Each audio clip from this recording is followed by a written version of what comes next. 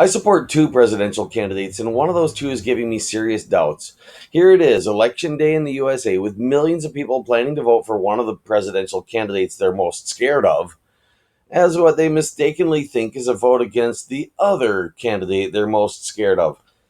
Some of us, however, actually have a candidate we want to elect. And all of those votes for the worst two also work against our votes for what we see as the best. In fact, those votes are the only reason the supposedly inevitable bad options have any chance at all.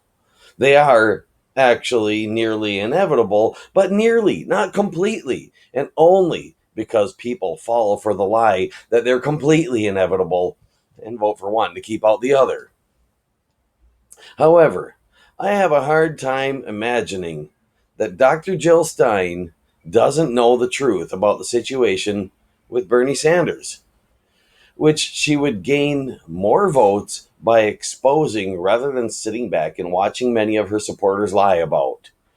The truth is that Bernie Sanders has been running a silent presidential campaign in order to leave the option open for the people to elect him if enough choose to stand together and fight for it, while at the same time he has remained publicly an ally to the party under which he recently helped build a progressive platform. Because if he were to do otherwise, they would toss that platform out, leaving us with no protection from either of the two worst and most likely to win presidential candidates. So, Jill Stein, I ask you, why have you not done the one thing for this revolution, which Bernie Sanders is in no position to do, but you could do easily? Why have you not endorsed Bernie Sanders and continued running, openly accepting votes from those who feel that voting for you is the best option, while openly encouraging those who feel that Bernie Sanders is the best option to cast their votes for Bernie Sanders rather than failing to vote and rather than voting dishonestly out of desperation? It's 6 in the morning here in California as I make this video. Many people have voted early, and I'm sure many have already voted today across the country or are now in line to vote.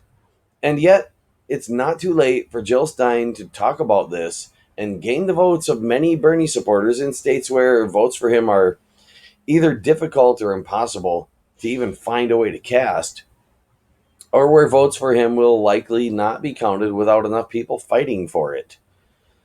This one act, if she would do it, would increase both Bernie's chances of actually winning the election and her own chances of winning the election, and would almost guarantee the Green Party their coveted 5% of the popular vote, gaining them millions of dollars in federal matching funds for the 2020 presidential campaign.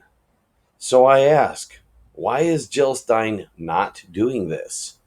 Why are she and the Green Party not announcing to progressive voters that there's still a chance of Bernie Sanders winning and talking details about the Electoral College and about the progress voters have made in gaining states where Bernie's votes will be counted? Why are they not telling their voters that Bernie Sanders is a certified write in candidate in the state of California with its 55 electoral votes? And that Bernie has not quit, that Bernie has not conceded, that Bernie has been running all along, and how if Bernie wins in California and Vermont, the Berniecrats we elect into Congress in the House of Representatives are almost guaranteed to select Bernie Sanders as the new president when the lack of any candidate reaching 270 electoral votes allows them to choose from among the top three electoral vote getting presidential candidates. Why are Jill Stein and the Green Party seemingly choosing to remain silent on this matter and allowing their own supporters to go around spreading lies that Bernie Sanders is not running when I'm sure Jill and the Green Party know better? How could they not?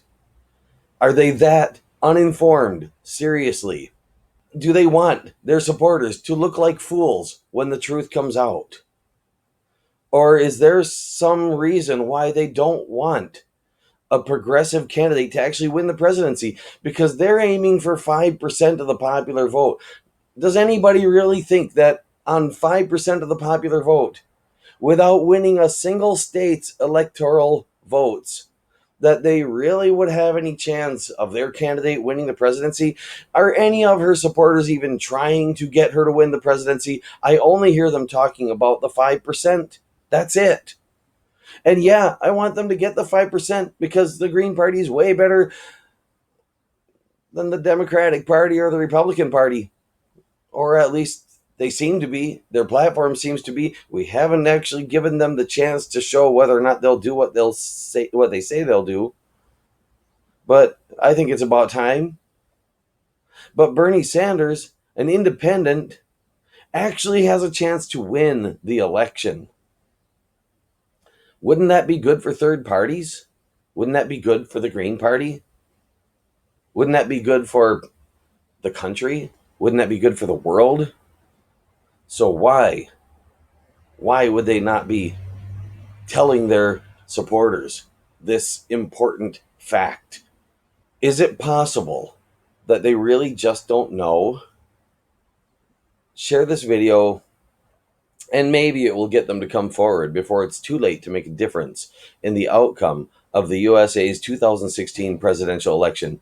Come on, Green Party. Don't be the spoiler that makes the progressive independent candidate lose without even giving yourself the chance of winning. Especially not after you used his efforts to gain most of the support you have in this election. If you're against our revolution, then get out of our way. If you're with us, then start acting like it, instead of just claiming you are and showing up for photo ops.